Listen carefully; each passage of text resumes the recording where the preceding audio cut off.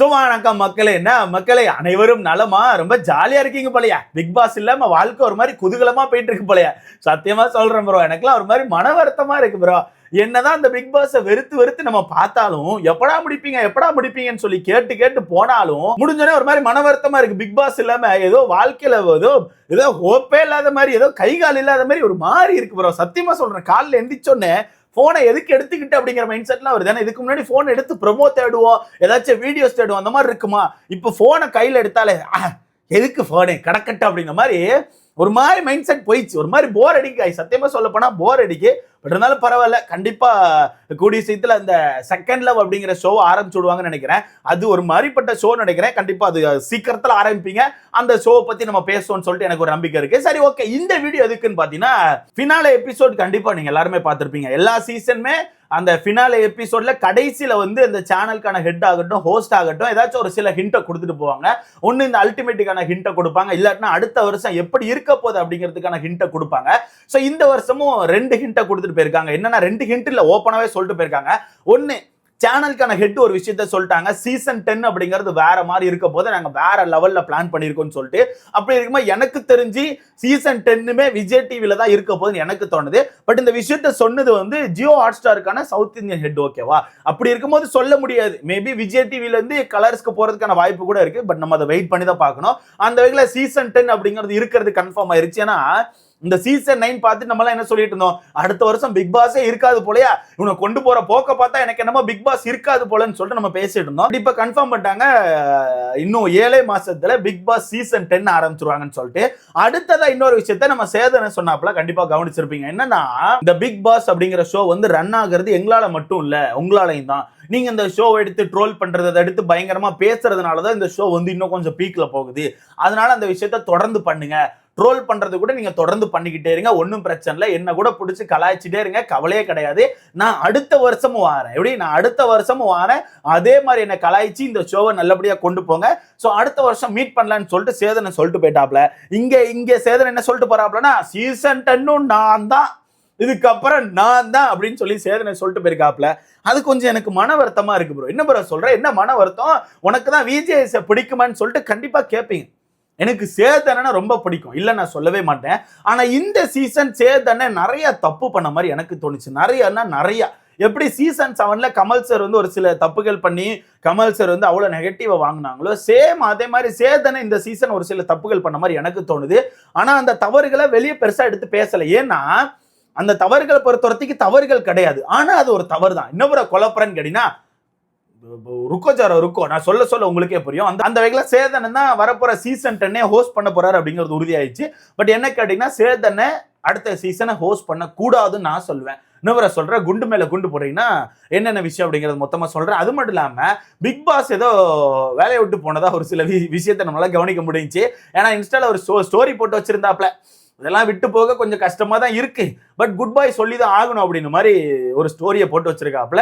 அது என்னென்ன விஷயம் அப்படிங்கறதெல்லாம் மொத்தமா பார்த்துடலாம். ஸோ வீடியோக்குள்ள போறதுக்கு முன்னாடி மறக்காம இந்த வீடியோ லைக் பண்ணி சேனலை சப்ஸ்கிரைப் பண்ணிக்கோங்க. நீங்க போடுற ஒவ்வொரு லைக்கும் தான் நமக்கான வீடியோவை ஒரு 10 பேர் சஜஸ்ட் பண்ணும். ஸோ முடிஞ்ச அளவுக்கு லைக்கை போட்டு சேனலை சப்ஸ்கிரைப் பண்ணிக்கோங்க. ஃபர்ஸ்ட், பிக் பாஸ் இல்லாம கொஞ்சம் போர் அடிக்கத்தான் செய்யுது, இல்லை நான் சொல்ல மாட்டேன். பட் இருந்தாலும் அவ்வளவுதான் வாழ்க்கை. அதை மட்டுமே யோசிச்சுட்டு இருந்தா வாழ்க்கை டங்குவாரா கிழிஞ்சிரும். அதனால அடுத்தடுத்த ஸ்டெப் எடுத்துட்டு வாழ்க்கையில மேல போறதுக்கான வழியை பாருங்கடா. எப்பா இங்கேயே உட்கார்ந்துருக்காதீங்க, சரியா?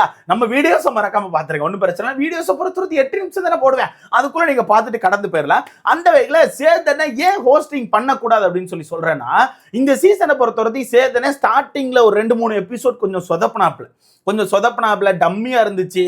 ஏதோ வந்தோம் பேசணும், சும்மா அப்படி ரீகேப் பண்ணோம் அப்படின்ற மாதிரி தான் இருந்துச்சு. ஓகேவா? அதுக்கப்புறம் ஒரு 4-5 எபிசோட் தாண்டும் போது, ஒரு 4 எபிசோட் தாண்டதுக்கு அப்புறம் தான் சேதன் ஃபுல் பவர் கையில் எடுத்தாப்ல.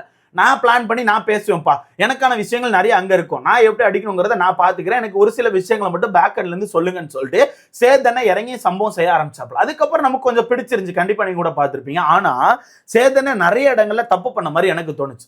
முக்கியமா பண்ண தப்பு என்னன்னா, ஒரு சில பேருக்கு பயங்கரமான சப்போர்ட் கொடுத்துட்டாப்ல. ஒரு சில பேர் பண்ண தப்புகளை சுத்தமா எடுத்து பேசவே இல்லை. ஒரு சில பேர் தப்பே பண்ணலனாலும் அந்த நபர்களை சும்மா எடுத்து போட்டு அடிச்சாங்க. இப்ப இப்ப சொல்ல போனா திவ்யாவை சும்மா எழுப்பிட்டு ஏதாவது சொல்லுவாப்ல, திவ்யா நல்லது பண்ணா அதை எடுத்து பேச மாட்டாப்ல, திவ்யாவை ஃபுல்லா ஹைட் பண்ணிடுவாப்ல. அதே மாதிரி கானா வினோத்தை பொறுத்தவரைக்கும் அந்த மனுஷன் வீட்டுக்குள்ள என்னதான் நல்லபடியா கேம் பிளே பண்ணாலும் கானா வினோத் சின்னதா எங்க உட்காந்து ஏதாவது பேசியிருப்பாரு, அதை சாட்டர்டே சண்டே எழுப்பிட்டு அடி அடி நடிச்சு அந்த மனுஷனை போட்டு டவுன் பண்ணிருப்பாப்ல. அதே மாதிரி தான் அமித்துக்கு ஒரு சில நேரங்கள் நடந்துச்சு. சோ இந்த மாதிரி அடிக்க வேண்டிய ஆட்களை விட்டுட்டு தேவையில்லாத ஆட்களை பிடிச்சு போட்டு அடிச்சாங்க.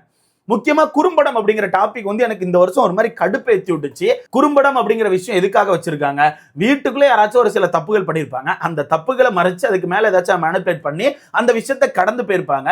அப்ப அந்த விஷயத்த குறும்படத்துல போட்டு நீ இப்படிதாமா பண்ணியிருக்க, இது எவ்வளவு பெரிய தவறு தெரியுமான்னு சொல்லிட்டு அடிச்சு உடைக்கிறது தான் குறும்படத்தை வச்சிருக்காங்க. வீட்டுக்குள்ள போய் பேசினாலோ இல்ல ஏதாச்சும் ஒரு பெரிய பிரச்சனை மறைச்சாலோ எடுத்து போட்டு அடிக்கிறது தான் குறும்படம். ஆனா இந்த சீசன்ல என்ன பண்ணாங்க, நம்ம விஜய் பார்வதி ஏதோ குறுமால வந்து கோதுமை தட்டி கிண்டினதெல்லாம் குறும்படமா போட்டாங்க. அது மட்டும் இல்லாம அரோராக்கு ஒரு அநீதி நடந்துட்டுன்னு சொல்லிட்டு வேகமா குறும்படத்தை போட்டு வீட்டுக்குள்ள 2-3 பேரை பிடிச்சு போட்டு அடிச்சாங்க. சோ இந்த மாதிரி நடக்கிற விஷயங்களுக்கு குறும்படம் போட தெரிஞ்ச உங்களுக்கு வீட்டுக்குள்ள உட்கார்ந்து சாண்ட்ரான்னு ஒருத்தவங்க வந்து ஒரு பொண்ணை வந்து ரொம்ப மோசமா பேசிட்டு இருந்தாங்க. ஒரு பொண்ணை மட்டும் இல்ல, வீட்டுக்குள்ள பல பேரை பத்தி மோசமா பேசிட்டு இருந்தாங்க. மோசமா பேசிட்டு அவங்க கிட்ட போயிட்டு நான் அப்படி பேசல இப்படி பேசுறேன்னு சொல்லிட்டு கடைசி நாட்கள்ல அதை மலுப்பே செஞ்சாங்க. கண்டிப்பா நீங்க பார்த்திருப்பீங்க. அப்போ அதுக்கெல்லாம் நீங்க ஃபர்ஸ்டே ஒரு குறும்படம் போட்டிருக்கணும்ல. அவங்க பண்ண தவறுகளுக்கெல்லாம் குறும்படத்தை போட்டு நீங்க அடிச்சிருந்தா இந்த அளவுக்கு இந்த ஷோ டாக்ஸிக்கா மாறி இருக்குமா? கண்டிப்பா மாறி இருக்காது. இந்த அளவுக்கு யாரும் பாதிக்கப்பட்டிருக்க மாட்டாங்க. பட் நீங்க அதை பண்ணல. நீங்க என்ன பண்ணிட்டீங்க, அது அப்படியே போகட்டும் விட்டுட்டு இந்த நபருக்கு கடுமையான சப்போர்ட் கொடுத்துட்டீங்க. சாண்ட்ராக்கு கடுமையான சப்போர்ட் கொடுக்குறீங்க, சாண்ட்ராக்கான விஷயத்த மறைக்கிறீங்க. சாண்ட்ரா திவ்யா 2 பேர் சேர்ந்து ஒரு தடவை ஜெயிலுக்கு போக மாட்டேன்னு சொல்லி ஸ்ட்ரைக் பண்ண விஷயத்த கூட சாண்ட்ரா கிட்ட போயிட்டு திவ்யா நடிக்கிறா, திவ்யா உங்களை யூஸ் பண்றான்னு சொல்லிட்டு திவ்யாவுக்கு கெட்ட பேரை கொடுத்து சாண்ட்ராவை தான் தூக்கி விட ட்ரை பண்ணீங்க. சோ இந்த மாதிரி ஒன்னுத்துக்காகாத ஒரு டம்மி பிளேயர் சாண்ட்ராவெல்லாம் ஒரு மாதிரி தூக்கி விட்டு அவங்களுக்கான தவறுகளை மொத்தமா மறைச்சிங்க. அது மாதிரி விக்கல் சிக்கரம் வீட்டுக்குள்ள ஏகப்பட்ட பஞ்சாயத்துகள் பண்ணிருக்காப்ல, ஏகப்பட்ட வார்த்தைகள் விட்டுருக்காப்ல. அவரை நீங்க எடுத்து பெருசா பேச மாட்டீங்க. அவருக்கான தப்புகளை மறைக்கிறதுக்கு வேற யாரையா பிடிச்சு போட்டு அடிப்பீங்க. இந்த மாதிரி இந்த ஷோல ஏகப்பட்ட விஷயத்த பண்ணிருக்கீங்க. முக்கியமா ரெட் கார்டு. இந்த ரெட் கார்டு மேட்டரை என்னதான் நம்ம பிடிச்சி பெருசா கொண்டாடினாலும் அந்த ரெட் கார்டு மேட்டர் வந்து நீங்க எதுக்கு கொடுத்தீங்கன்னே கடைசியில தெரியாம போயிருச்சு. ரெட் கார்டு கொடுத்தீங்கன்னா ஒன்னு அந்த ஷோ விட்டு மொத்தமா ஒதுக்கி வச்சிருந்துக்கணும். ஃபினாலேக்கு நீங்க கூட்டிருக்கவே கூடாது. ஃபினாலேக்கு என்னதான் அவங்க 2 பேரும் நாங்களும் வரேன்னு சொல்லி கெஞ்சிருந்தாலும் நீங்க இன்வைட் பண்ணிருக்க கூடாது. சரி வாங்கன்னு சொல்லி இன்வைட் பண்ணிருக்க கூடாது. நீங்க இன்வைட் பண்ணிட்டாலே அவங்களுக்கான தப்புகளை நீங்க நார்மலைஸ் பண்ற மாதிரி ஆயிருதுல. இப்ப கடைசியில நீங்க ஃபினாலேக்கு கூப்பிடுறீங்க, அங்க செட் ஆடியன்ஸ் வச்சு பயங்கரமான கைத்தட்டல கொடுக்குறீங்க, கொடுத்து அவங்களுக்கான தவறுகளை மறைச்சு அவங்களை வந்து ஒரு பெரிய இது மாதிரி காமிச்சிட்டீங்கல்ல. அப்ப எதுக்கு ரெட் கார்டு கொடுத்தீங்க? இப்ப அவங்க 2 பேர் மேல எனக்கு கோவமே கிடையாது, உங்க மேலதான் கோவம். ஃபர்ஸ்ட் நீங்க ரெட் கார்டை கொடுத்துருக்க வேண்டாம், கொடுத்துருக்க தேவையே கிடையாது. எப்படி தேவையில்லாம போயிருக்கும்னா நீங்க ஸ்டார்டிங்ல உங்களுக்கு எல்லோ கார்டு கொடுத்துருக்கணும். முதல் வாரம் 2வது வாரம் 3வது வாரமே வீட்டுக்குள்ள ஏகப்பட்ட பஞ்சாயத்து ஏகப்பட்ட வார்த்தைகள்லாம் போயிட்டு இருந்துச்சு. ஓகேவா?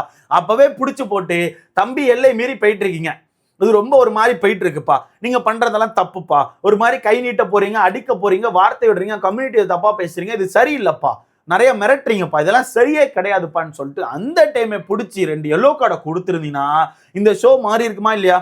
கண்டிப்பா மாறி இருக்கும். இப்போ பார்வதி கம்மாருதி 2 பேரும் பண்ண தவறுகள் அப்படிங்கிறது இந்த வீட்டுக்குள்ள ஏகப்பட்டது இருக்கு. பட் இருந்தாலும் நீங்க அந்த கார் சம்பவத்தை வச்சு மட்டும்தான் ரெட் கார்டு கொடுத்ததா சொல்றீங்க. பட் உள்ளுக்குள்ள கேட்கும் போது அவங்க முன்னாடிதான் நிறைய தப்பு பண்ணிட்டு இருந்தாங்க, அதை பொறுத்து போயிட்டு இப்ப கடைசியில டீம் வந்து கடுப்பாய்தான் இப்ப மொத்தமா சேர்த்து வச்சு ரெட் கார்டு கொடுத்துருக்கதா சொல்றீங்க. இப்போ அதுலதான் எனக்கு ஒரு கேள்வி இருக்கு. முன்னாடி இருந்தே அவங்க தப்பு பண்றாங்க உங்களுக்கு தெரியுதுல்ல. இப்போ ஒருத்தர்லாம் மைக்கு போடலன்னு சொல்லிட்டு வீட்டுக்குள்ள பிக் பாஸ் கடுப்பா ஒரு மாதிரி ரூடா பேசி வீட்டுக்கு பனிஷ்மெண்ட் கொடுத்திருக்காரு. அந்த விஷயத்தை நீங்க சாட்டர்டே சண்டே பெருசா எடுத்து பேசவே இல்லை. நீங்களும் சும்மா பனிஷ்மெண்ட் கொடுக்குற மாதிரி அந்த மைக்கு மட்டும் கழட்டி வச்சு அந்த டாபிக்கை சிம்பிளா விட்டீங்க. அந்த டைம்ல அவங்க ரூல் பிரேக் தானே பண்ணிருக்காங்க. ரூல் பிரேக் பண்ணா நீங்க எல்லோ கார்டு கொடுக்கலாம்ல, வார்னிங் கார்டு கொடுக்கலாம்ல. அந்த டைமே நீங்க ஒரு வார்னிங் கார்டு மாதிரி கொடுத்து பயங்காட்டி வச்சிருந்தீங்கன்னா இது இவ்வளவு பெருசா வெடிச்சிருக்காது. இந்த ரெட் கார்டு லெவலுக்கு வந்திருக்க வேண்டிய அவசியமே கிடையாது. அப்படி இல்லையா? தண்ணி பழம் வீட்டுக்குள்ள ரொம்ப எல்லை மீறி போயிட்டு இருந்தாப்ல, பெண்கள்கிட்ட ரொம்ப தவறா நடந்துகிட்டு இருந்தாப்ல, அப்பவே அவனை தட்டி அங்க ஒரு ரெட் கார்டு கொடுத்திருந்தாலும் இவங்க இவ்வளவு தூரத்துக்கு போயிருக்க மாட்டாங்க. ஏன்னா ரெட் கார்டு பயம் கண்டிப்பா வீட்டுக்குள்ள வந்திருக்கும். அவங்க தப்பு பண்ண அந்த தப்பை என்கரேஜ் பண்ணி நீங்க கூட்டு வரதான் ஓகே சேனல் வந்து நம்மள ஃப்ரீ அவுட்டாங்க, நம்ம என்ன வேணா பண்ணலாம்னு சொல்லி தான் கடைசியில் அவ்வளவு பெரிய விஷயத்த பண்ணாங்க. கடைசியில் நீங்க என்ன பண்ணீங்க? ரெட் கார்டு கொடுத்து வெளியே அனுப்பிட்டீங்க. சோ உங்க மேலதான் முழு தப்புகள் இருக்கு. ஒன்னு ஃபர்ஸ்டே உங்களுக்கு வார்னிங் கார்டு கொடுத்துருக்கணும். நிறைய வார்னிங் ஒரு 3 வார்னிங் கார்டு கொடுத்தா அவங்க வெளியே போயிருவாங்க. கரெக்ட் தானே? அப்போ ஃபர்ஸ்டே ஒரு வார்னிங் கார்டு கொடுத்தாலே அவன் அமைதியாயிருவான். ஒரு வார்னிங் கார்டு கொடுத்தாலே வீட்டுக்கு அடுத்த சண்டே போட்டா இன்னொரு வார்னிங் கார்டு கொடுப்பாங்கன்னு சொல்லிட்டு அவனுக்கு பயம் வரும். கண்டிப்பா பயம் வரும். ஒரு கார்டு வாங்கிட்டாலே பயம் வந்துடும். அதை நீங்க பண்ணிருக்கலாம், அதை பண்ணல. 2வது தண்ணி பழத்தை வெறுமனைக்கு தானே எவிட் பண்ணீங்க. வீட்டுக்குள்ள பெண்கள்கிட்ட ஒரு மாதிரி அத்துமீறி நடந்துக்கிட்டாலோ ஒரு மாதிரி நடந்துக்கிட்டாலோ நீங்க ரெட் கார்டு தானே கொடுப்பீங்க. வீட்டுக்குள்ள சீசன் 7ல என்னங்க பண்ணீங்க? ஒண்ணுமே பண்ணாத ஒரு நபர், ஒண்ணுமே பண்ணாம சும்மா க்ளோஸா பழகுன ஒரு நபரை வந்து ரெட் கார்டு கொடுத்து அப்படி நீங்க அடிச்சு வெளியே தூக்கி போட்டீங்க. ஆனா அந்த வீட்டுக்குள்ள ஓப்பனா ஒருத்தன் ஹராஸ்மெண்ட் பண்ணிட்டு இருக்கான். ஓப்பனா அந்த தண்ணி பழம் வந்து பெண்கள்கிட்ட ஹராஸ்மெண்ட் பண்ணிட்டு இருக்கான். அவனை நீங்க வந்து பெரிய என்னது வேர்ல்டு ஃபேமஸ் வாட்டர்மெலன் ஸ்டார்னு சொல்லி ப்ரமோட் பண்ணிட்டு இருக்கீங்க. ஸோ இந்த எச்ச வேலை எங்கிட்ட போய் சொல்ல, அவனை நீங்க எவிட் பண்ண டைமே ரெட் கார்டு கொடுத்து எவிட் பண்ணியிருந்தா வீட்டுக்குள்ள பயம் வந்திருக்கும்ல. சரி ஓகே, அடுத்த நம்மளும் தப்பு ஏதோ பண்ணோம்னா நமக்கும் இந்த மாதிரி ரெட் கார்டு கிடைக்கும்னு சொல்லி பயம் வந்திருக்கும். அதெல்லாம் பண்ணாம வெறுமனைக்கு அவங்கள என்கரேஜ் பண்ணி கடைசி வரைக்கும் கூட்டு வந்து கடைசியில மொத்தமா முடிச்சு விட்டு அதை வச்சு ஒரு டிஆர்பி பாத்தீங்க தெரியுமா? சத்தியமா சொல்றேன், ரொம்ப ஒஸ்ட். ஸோ இதுல நான் எனக்கு சேதனை மேலதான் கோவம். என்னன்னா, ஏன்னா அவர் தான் அந்த ரெட் கார்டு டைம்ல வந்து பயங்கரமா டிசிஷன் எடுத்ததா கேள்விப்பட்டேன். ஓகேவா, நிறைய தப்புகள் போயிருக்கு, நம்ம கண்டிப்பா கொடுத்தாகணும்னு சொல்லிட்டு அவ்வளவு வீராப்பா கொடுத்துட்டு நீங்க ஏங்க ரெண்டாவது அவங்களை இன்வைட் பண்றீங்க? சேனலே இன்வைட் பண்ணா கூட நீங்க அந்த இடத்துல என்ன பண்ணிருக்கணும்? ஆஸ் அ ஹோஸ்டா நோ, அவங்களை கூப்பிடக்கூடாது, ரெட் கார்டு கொடுத்து அனுப்பியாச்சு, வீட்டுக்குள்ள அவங்க தவறுகள் பண்ணியிருக்காங்க, தப்புங்க, நிறைய தப்பு போயிருக்கு, மக்கள் கூட சப்போர்ட் பண்ணி நமக்காக தான் நின்றுருக்காங்க இந்த டைம், ஸோ நம்ம அவங்களை கூப்பிடக்கூடாதுன்னு சொல்லிட்டு நீங்க ஆப்போசிட் பண்ணிருக்கணும். பட் நீங்க என்ன பண்றீங்க? என்ன சொன்னீங்க? மன்னிப்போம் மறப்போம்னு சொல்லிட்டு கெட்டி பிடிச்சி நல்ல ஒரு பிஜிஎம் போட்டு கைத்தடலை கொடுத்து வரவேற்றுட்டீங்க. ஸோ அவங்க பண்ண தவறுகளை நார்மலைஸ் பண்ணியாச்சு.